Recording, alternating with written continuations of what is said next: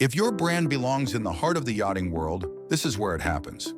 Yachting International Radio reaches over 1 million yachting professionals and enthusiasts every month, with 77 million impressions, 220,000 social followers, and 74,000 podcast subscribers. Our hosts are insiders, crew, captains, CEOs, trusted voices shaping the industry. This is targeted, high-impact advertising in a luxury niche. Visit yachtinginternationalradio.com/advertise. Your audience is already listening. Welcome to Forward Watch, the podcast that brings you real conversations and practical insights on leadership, professional growth, and forging your path in the maritime industry.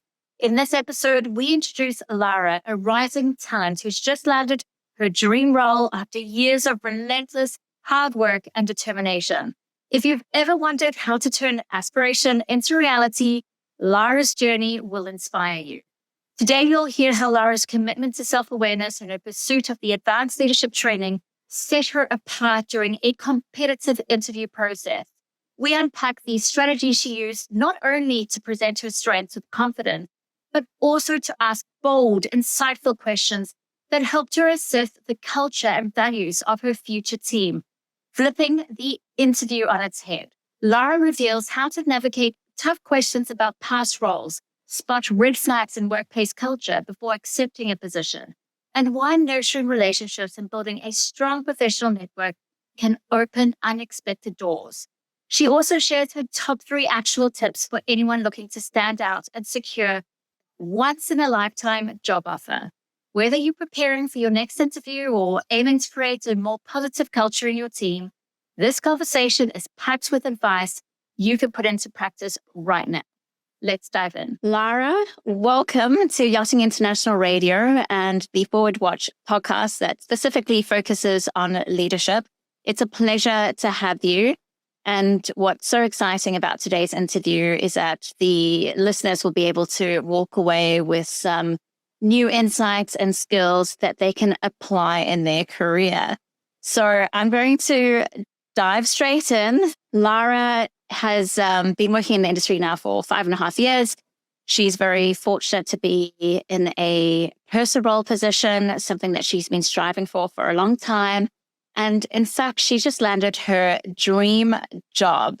And what's even more special about this, Lara, you might have to give me some clarify if I get this wrong, but this dream vessel of yours came into port and you looked at it one day and you thought, that's the vessel I want to be on. And now in a couple of weeks, you're flying to start a new role on that vessel as a purser.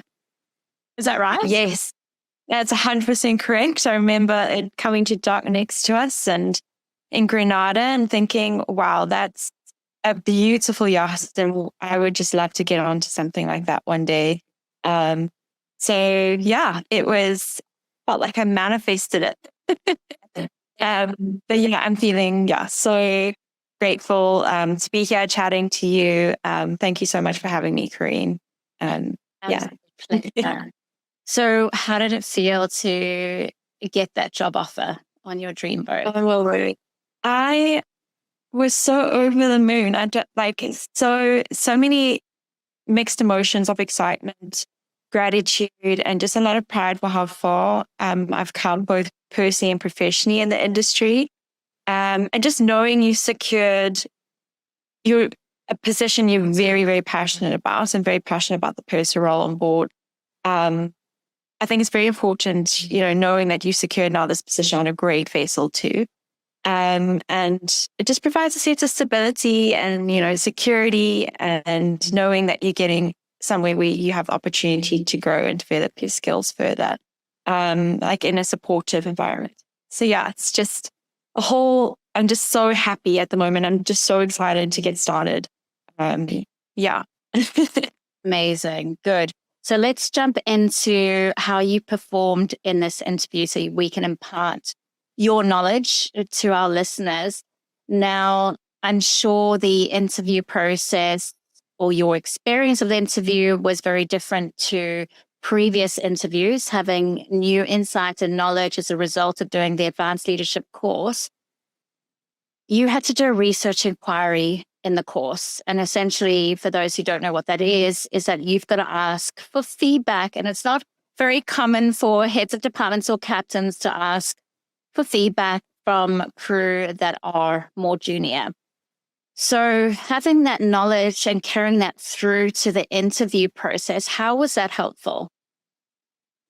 So I think through that research inquiry, I was really able to get invaluable self-awareness. So it really was able to highlight strengths that I hadn't really fully acknowledged yet, and areas where I wanted to develop. And, this allowed me to speak quite confidently about my abilities, also showing insight into where I wanted to grow, and where I wanted to go in my career. I thought I was able to, really understand myself. Yeah, I was all about that self-awareness. It demonstrated, I think, to the interviewers that I knew myself very well. I was proactive about my professional development, and I was very intentional about finding a role that supports both my strengths and the opportunities that I'm looking for to grow and better myself. So, I think it just made me way more self-aware, and that gave me a lot more confidence and much more to speak about, I think, going into the interview. Incredible. Yeah. So what sort of questions were you asked? I was just asked questions like, they mainly were going through my experience and just asking, why did you leave your previous vessel? Or what was it like working on this boat or on, this large yacht? How, what kind of experiences did you get from there? How my purser course was, what I really enjoyed from my purser course most, things like those kind of questions. It's obviously when getting asked why you left your previous vessel only after 7 months can be a bit like, if you feel like you don't really want to, badmouth the vessel or anything. But I was completely honest with them. And I think I was very lucky because I also had a captain on there who backed me up in a reference. And I think as you get along with this interview, you'll be able to see that one of the key things, I think, in the industry is making sure you create really strong relationships, because I think that reference was super important for me landing my job, my dream job. So, yeah. I absolutely agree. That's what I found incredibly helpful in finding work for myself, was my network and maintaining those relationships. Yeah, it doesn't matter who it is, whether it's the recruitment agent, your captain, a second stew. It's so vitally important, and thinking about your personal brand and how you want to show up. Yes. Yes. Okay. And they also, sorry, I forgot to mention, they also asked me, what, basically they wanted to know more about me in the end, instead of just my experience, which I really, really liked. Just saying, tell us all about your experiences, not just yachting related.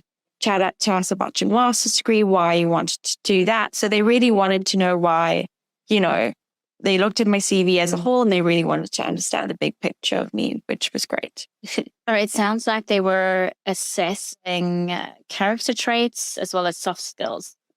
Yes. So in the course, you learned about behavioral style interviewing. Mm-hmm.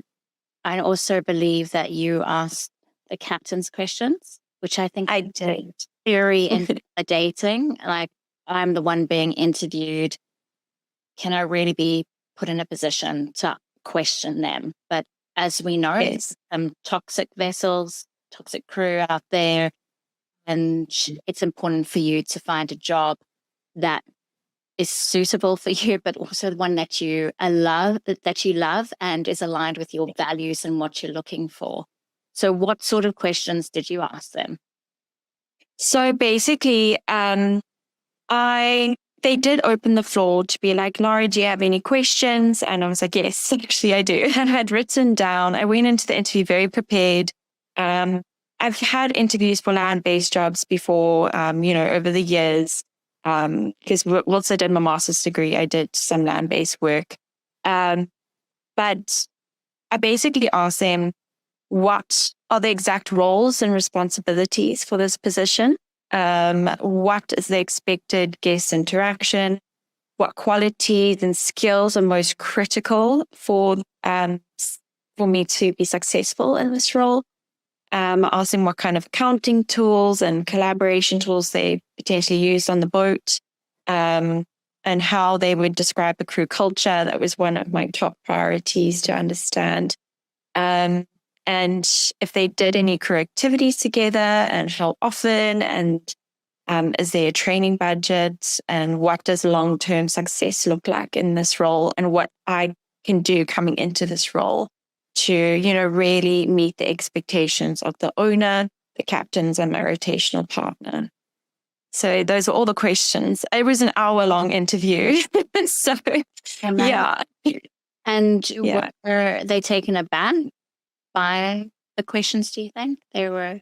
Not at all. In fact, the one question that I asked, I think it was the one of what is the expected level of guest interaction. That the captain was like, that's a good question, actually. And yeah, he was very happy to answer all the questions. Obviously, some things that in the initial interview can't really answer to their full extent, but they were able to give me a really, really good overview and idea, because I had 2 rounds of interviews. So, yeah.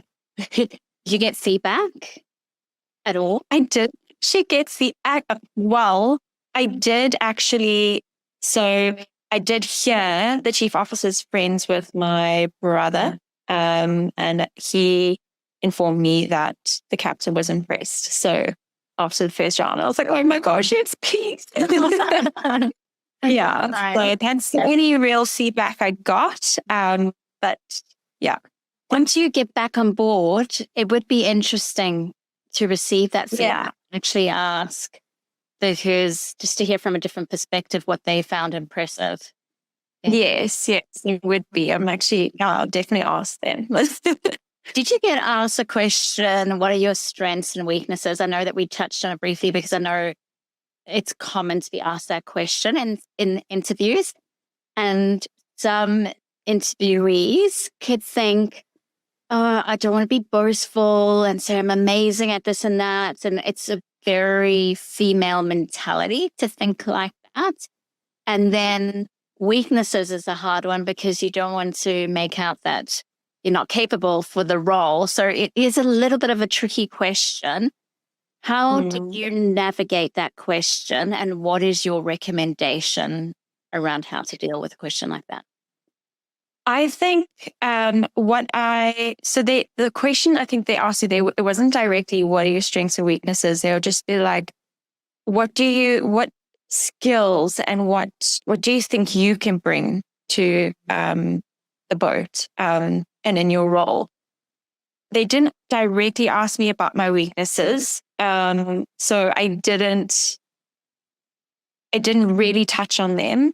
I basically just was like, I know for a fact that I bring with me, a lot of soft skills, and I have great educational background. I just mentioned certain, the strengths that I have found throughout the course. And then I also said, but I know for a fact that in my next role, I am still looking to improve myself on X, Y, and Z.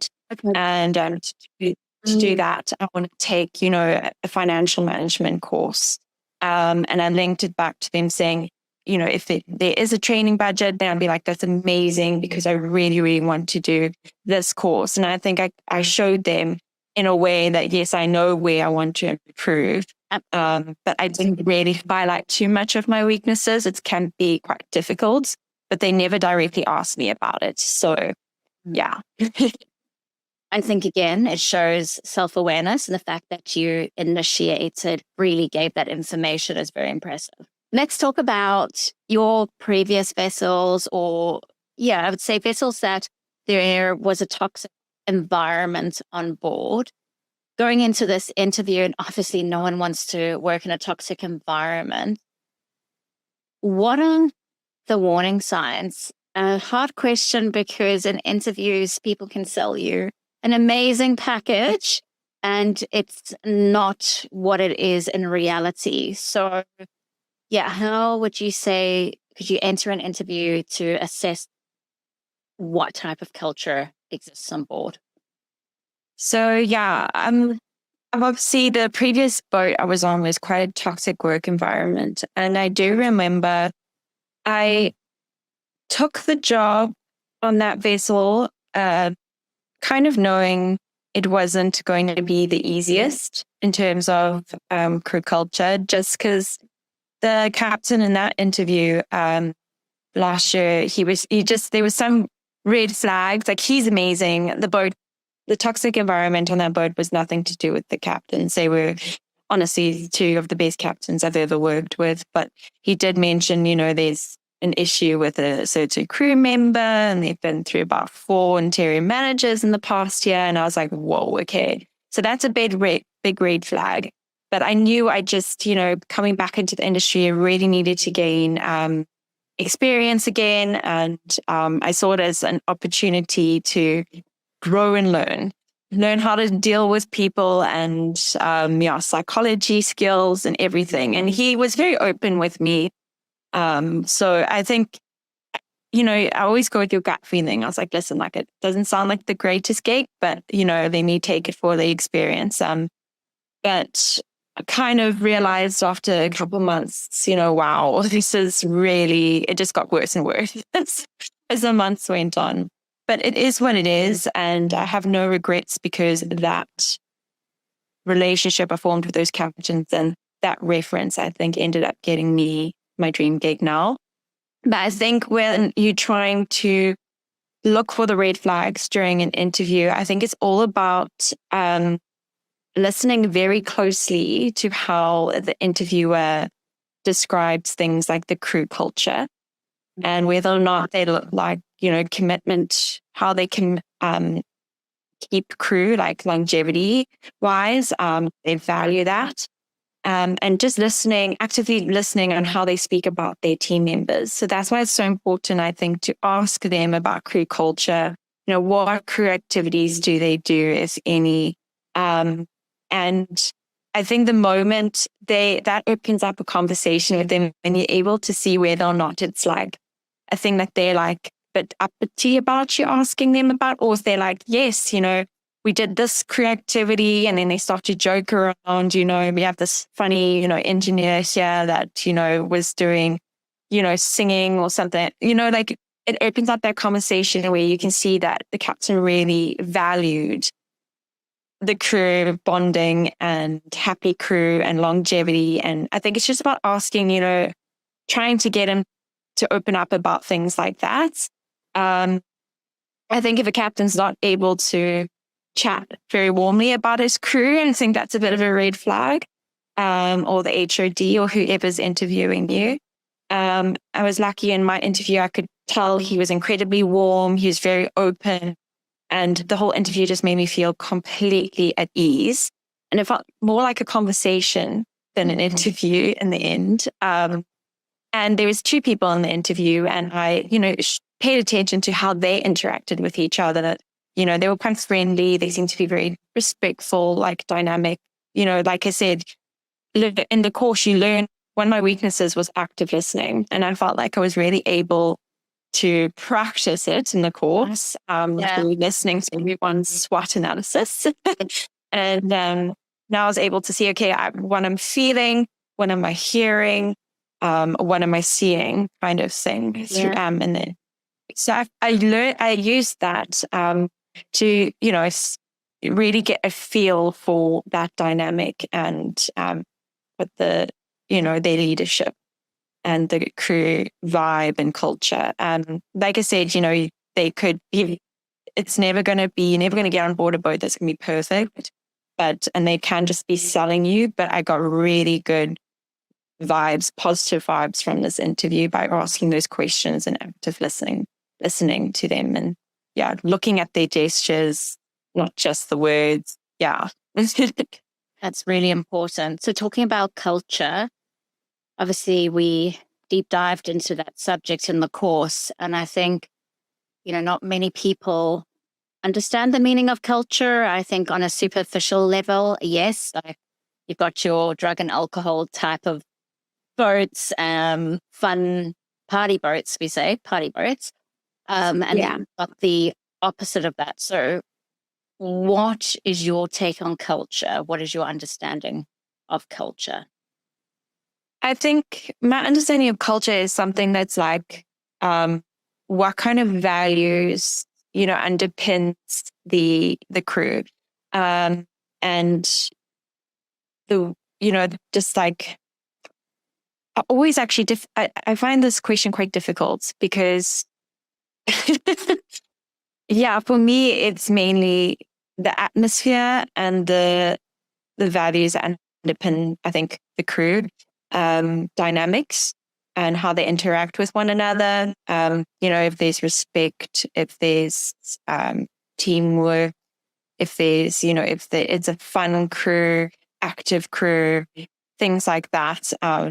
If that's like defining a crew culture for me and collaboration, I think if those values are defined as, if someone in an interview said, okay, we're fit, we're fun, we value respect, collaboration, teamwork, confidentiality, all those kind of things.